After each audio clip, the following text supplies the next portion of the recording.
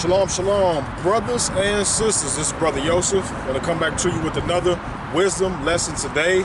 This time, talking to you about the medicine of life. All right. Some of you, by the starting of this title, you may be wondering what is the medicine of life. Some of you may be trying to figure out where I'm about to go with this. So I'm going to go right into it. All right. So let's go to the book of Ecclesiasticus, chapter 6. Ecclesiasticus chapter 6, and we're going to go to verse number 16. It says, "A faithful friend is the medicine of life, and they that fear the Most High shall find him." So the scripture is telling us right off the bat, all right, a faithful friend is the medicine of life. Some of you out there that's taking a look at this, you may have very few to none when it comes to friends right now. All right, so I want to be able to share with you, according to the scriptures, what we are supposed to be looking for in a true friend, which the scripture says is a medicine of life. Why is that friend a medicine of life to you? All right, I'm going to go to Proverbs chapter 25 and tell you that. Proverbs chapter 25. And we're going to go to verse number 11. It says, "A word fitly spoken is like apples of gold and pitchers of silver." So what this true friend is going to do for you, they're not going to give you words of flattery, but they're going to give you on-time words that's going to be like apples of gold. All right. And a person that speaks, good words is going to be health unto the bones. All right. So these individuals that are your true friends, which you're only going to get a few of them in this life that we live. All right. Some of you that's out here right now, you didn't really start getting friends until you were probably in your 20s or 30s, real true friends. I know some of you may have had a one here, one there when you were growing up, maybe in high school. You may have a few different people. But in all actuality, you're only going to get a few real friends in your life. All right. I personally know thousands and thousands of people, right? But I only have a few true friends. A few individuals that I know that I'm in a bind, I can call them, they're going to come and help me out. A few individuals that I know if I'm down to my last, these individuals, they will help me if they got to pull from their last. Now, not to get my friends mixed up with my elders, because I do have a few elders too. And I put them in two different categories. I got elders and I got friends. All right, these elders are at a different level, but a friend, a true friend, that's going to be there for you at all times. All right, you might be looking far and wide to find these individuals. But let's continue though. So it talks about that person speaking like apples of gold. Now let's go back to chapter 6 again, because I want to drill this in your mind. All right, Ecclesiasticus chapter 6 and verse number 7. It said, "If you will get a friend, prove him first, and be not hasty to credit him." So on your journey of trying to accumulate friends, I'm not saying you're supposed to be going out looking for friends, because you really want the ones that's going to come natural to you. The ones that you don't have to put a lot of effort into. The ones that you don't have to be all fake and phony and try to act like someone that you're not just to appease somebody. I'm not talking about those type of people. I'm talking about but a true friend. All right, if you're going to go get a friend, it said prove them first. It said be not hasty to credit them. We cannot be hasty to credit individuals. We have to let time take its course. We have to let individuals show the manner of person that they truly are before we decide if we want to embark on a further relationship with these individuals. All right, it talks about that, and let's go to Ecclesiasticus, chapter 27 and verse number 7. It said, "Praise no man before you hear him speak, for this is the trial of men." So before you get to determine if you really want this person to be your friend or not, wait till they start speaking.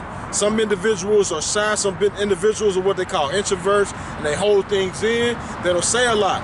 But that's when you're going to be able to prove what a person is all about, when they start speaking. So do not praise a man before you start speaking. Let's continue though. It talks about that. It said, In verse number 8, it says, for some man is a friend for his own occasion and will not abide in the day of your trouble. Some individuals, they will make themselves your friends because they have an agenda. All right, some individuals, they want to, take advantage of you. They want to use you for what you have. Some individuals are plotting on a way down the road. They can get you in the right place and possibly even cause harm to you. There are a variety of different reasons why individuals, they try to befriend you. Some and a few of them are sincere and genuine, and they mean it from their heart.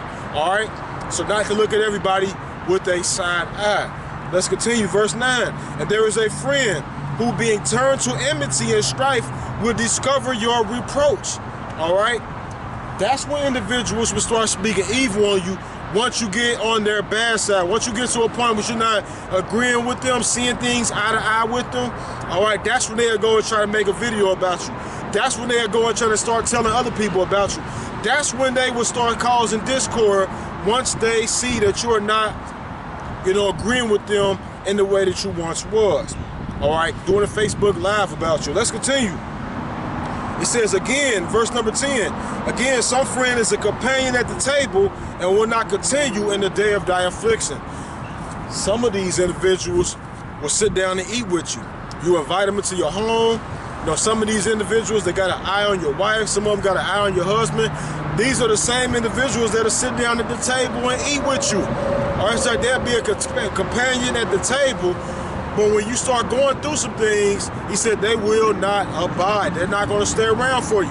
Let's continue. All right, so it said verse 11, but in the prosperity he will be as thyself, and he will be bold against thy servant. So this little friend will try to take authority over your servants. He will try to take authority over people that you know, right? Number 12, if you be brought low, he will be against thee, and he will hide himself from your face. All right, it's easy to see who's for you. Once you start going through some things, you'll be able to clearly see who's there in your corner. Because it's hard when things are going good, when you got money in your pocket, when you're able to buy people things, when you have all this authority, when you have, people coming and going and doing what you tell them to do. It's kind of hard to see who's there for you at that time. But when you start going through some things, that's when people's true colors start to really come out. All right? It said, verse 13, separate yourself from your enemies and take heed of your friends. All right? Separate yourself from your enemies and take heed to the people that you call your friends. These are the people that we really got to be paying close attention to. All right? I know they got a saying on the streets that say to keep your friends close and your enemies even closer. I still don't get the enemies part being closer, but keeping your friends at a distance so where you can be able to observe them. All right. Number 14, it said a faithful friend is a strong defense, and he that hath found such a one has found a treasure. So it said a faithful friend is a strong defense. That's like a hedge of protection around you. All right, when you look at that word that many people use, that they call individuals ak, or they call them their brother, well, that person is a hedge against the enemy. That person is a brother that stands between you and the enemy. All right, a faithful friend is like that person, which is a strong defense for you. So a faithful friend is supposed to be there for you to help you. All right. It says, nothing does countervail a faithful friend, and his excellency is invaluable. So if you come across a faithful friend, you need to do what you can to keep that relationship. Because remember what I told you, you're only going to get a few faithful friends in your whole entire existence being on this earth. You're going to come across many associates, which they call rayas. You're going to come across many individuals who you may say you're cool with, or y'all like the same things, y'all got similar interests, but there are only a few individuals who qualify as a faithful friend, which is the medicine of life. Let's go to Proverbs chapter 17 real quick. Proverbs chapter 17, and many individuals out there that are discouraged, they just like, man, I don't really have no true friends out here. I don't really have people that I can deal with. All right, Proverbs 17 and 17. It says, a friend loveth at all times, and a brother is born for adversity. So the scripture tells us that a friend is born, a friend loveth at all times. A true friend, which is the medicine of life, it says they're going to love you at all times. When things are good, when things are bad, when things are not looking so pleasant for you, they're going to come by and be able to encourage you. They're going to come by and be able to assist you. Long as you're not doing nothing and falling into this slump where you done turn your back on the Most High and you cursing him and you blaspheming him, this friend will be there to try to help you. And a brother is born for adversity. All right, let's go to Ecclesiasticus chapter 22 real quick. All right, we're going to bring this home. Ecclesiasticus chapter 22 and verse number 20.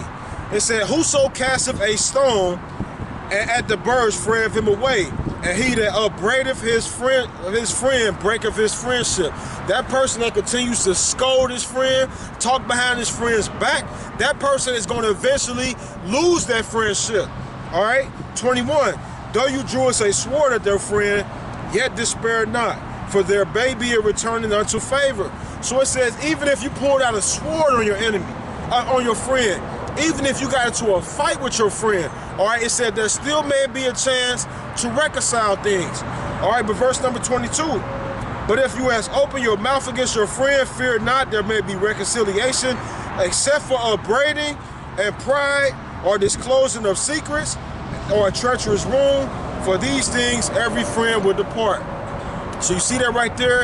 If it's because of upbraiding, is it because of pride, is it because of disclosing of secrets, then that means you might as well say it's over with. Don't try to go back and make a friend if you've been running this person down behind their back, if you've been talking about them, if you've been disclosing their secrets, you might as well say that friendship is over with. Unless the Most High does a miraculous thing. All right?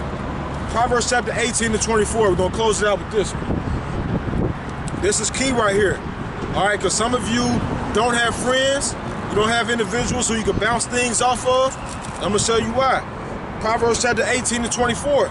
It says, a man that has friends must first show himself friendly, and there is a friend that sticketh closer than a brother.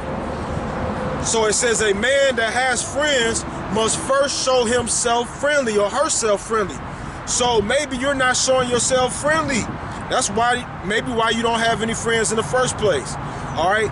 I don't like to wear a bunch of t-shirts, but I found one that spoke to me when I was in the store just the other day. And it says loyalty. Going from the bottom to the top, it says loyalty. It said, don't settle for nothing less. All right? Loyalty. Don't settle for nothing less. Don't be settling for anything just because you want to fit in with a group of men or a group of women, because you want to be accepted by individuals. Focus on the individuals that are loyal to you, or that are the medicine of life. Not individuals that are yes men or yes women, not telling you everything that you like to hear, but telling you what you need to hear. Focus on those people that's going to help you grow. Focus on those friends that's going to pray with you, that's going to fast for you. Focus on them individuals that don't have an evil eye against you. Those individuals that want to see you succeed just as much as they succeed, or even more than what they are actually succeeding in. Because a faithful friend is the medicine of life. All right? And if you fear the Most High, He will send you that person. Even if you are a man, He can send you another brother or a man, or He can send you a woman to be a faithful friend. That friend might end up turning into a marriage, it might turn into something else. All right? But I'm telling you this, a faithful friend is medicine. That person can speak life unto you. Death and life is in the power of the tongue. A faithful friend will speak life unto you. When you're going through your darkest moments and you're going through your roughest time, that faithful friend will speak life, because they are the medicine of life. You see the situation with David and Jonathan, all right, Jonathan, they were like brothers. All right, the love that they had was, the scripture said it exceeded the love of a woman. I know people took that scripture, they try to make assumptions, try to say that them two had something going on some homosexual stuff. I'm not saying that, but what I'm saying is they were very close brothers. They was there for each other. Jonathan loved David so much that he went ahead and told him how to escape from his own father that was trying to kill him. A faithful friend is the medicine of life. How many true friends do you have in your life? Be real with yourself. I'm not talking about all the associates. I'm not talking about your Facebook friends. Those Facebook friends are not really friends. All right? How many people out of your 4,000 or 5,000 friends are going to be there for you in the time of your need? but a faithful friend will, and that may only be 2, 3, maybe even 4 people out of everyone you know, maybe 5. If the Most High really gave you favor, you got 5. But the majority out there, I guarantee you don't have more than probably 2 handfuls of real friends. The rest of these individuals are just associates, all right? And you gotta treat them as such. Associates, they don't come into your house. Associates, you don't bring them around your children. Associates, you don't bring them around your husband or your wife. That's what you allow the faithful friend to be access to. And that faithful friend is really like a brother. That faithful friend is really like a sister, all right, along to your family. So with that said, if you like this video right here, or any of the previous videos that I did up until this point, click that subscribe button, click that bell button for the notifications, share this video with as many individuals that you know that would like to be enlightened on these wisdom lessons. Until the next time we meet again, I say shalom, shalom, Yah Barah.